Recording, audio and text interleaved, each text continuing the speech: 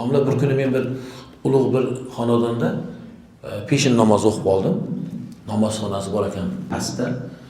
Keyin o'sha xonadon sohibi mana unaqa stoli o'tiradigan o'rindig'i bir qo'lida o'sha stol ustida bir varaq turibdi. To'rtburchak bo'lib, to'rtburchak qilib kletkalarga bo'lingan, ustida ichida raqamlar ekan. Men shunday keldim-u, qiblaga o'tayotib, ko'zim tushib qoldi. Varaq to'lib ketgan. Bo'linganda kletka qilib bo'lingan. Keyin ichida raqamlar. Men xayolimga keldi, bu molini hisobot. Endi o'yladim, yo'q dedim. O'zimga aytdim. Bu insonlar bu o'sha eski zamonda qilib bunaqa qilarmidi dedim. Bu namoz o'qidim. Lekin men o'shanga e'tibor qilganligim uchunmi Alloh menga ibrat qildirib qo'ydi shuni. Nimaga? Peshinda o'qib berdim. 4-5 ta jamoat bor, chiqib ketishdi. U sohibi xonadan nima qildilar? Stollariga o'tirib, yana yoza ketdi. Men tepasiga keldimda, "Aka, bu nima edi o'zi?" dedim.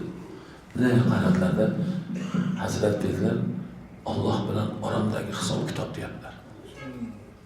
Aka, tushunmadim dedim men. Bu meni qazo namozlarim dedilar qarang.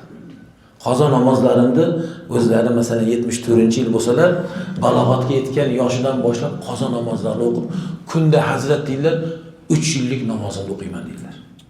Eshityapsizmi? Demak, nima bo'lishi kerak? Hammamiz sahifamiz bor shunday. Hammamizniki bor, iloji yo'q.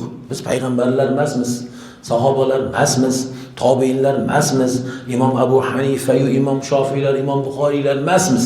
Biz albatta bugun endi yangi sahifamizni ochishimiz kerak Alloh bilan, tavba bilan. O'tgan gunohlarimizga birinchi nima? Allohning haqqida tavba qilishimiz kerak. Allohning haq huquqi bor, bandalarning haq huquqi bor. Bizda demak haqlar ikkiga bo'linar ekan. Biri Allohniki, Robbimizniki. Ikkinchisi bandalarniki.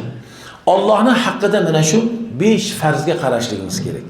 Chunki ko'pimiz kelib olganmiz, siz ichingizda yo'q bu. Lekin ana o joylarda men ko'rdim. Mana shu haj tajribalaridan bildimki, ko'pimiz 5-ga sakrab ketganmiz. Ana orqadagi shahodatdan keyin namoz, zakot, haj yo'q. Ko'pchilikda. Bu 5-farz. Qarang, Alloh taolo bu rukunlarni nima bilan qilgan? Tartib bilan qilgan. Boshi shahadatu alla ilaha illalloh. Va keyin nima? Iqomis solah, namoz. Keyin nima? Roza va nima? Zakot. Mana 5-si haj.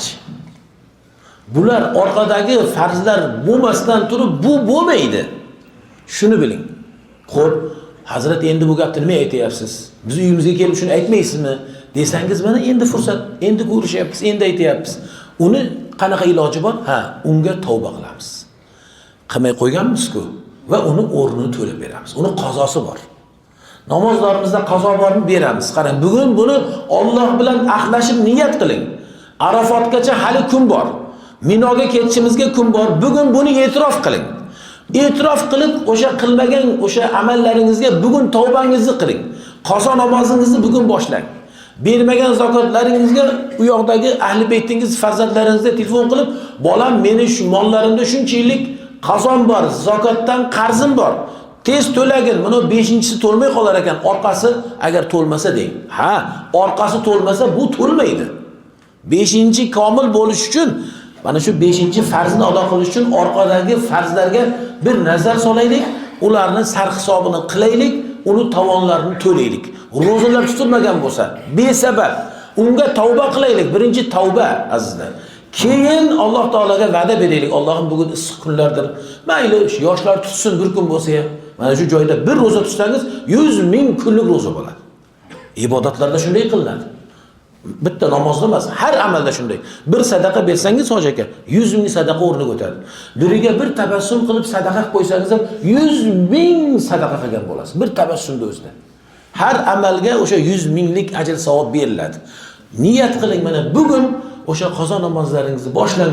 Niyat qiling, bugun yoshlar qodir bo'lganlar ro'za yo'qsa Allohim vatanimga borib tutib beraman. Bugun mana o'sha orqada qoldirilgan har o'sha noqis amallarimni to'ldiraman. Men bunga senga ahd poymon beraman va men tavba qilaman deb, demak, birinchi tavbani Allohning haq huquqlarida tavbamizni qilar ekanmiz.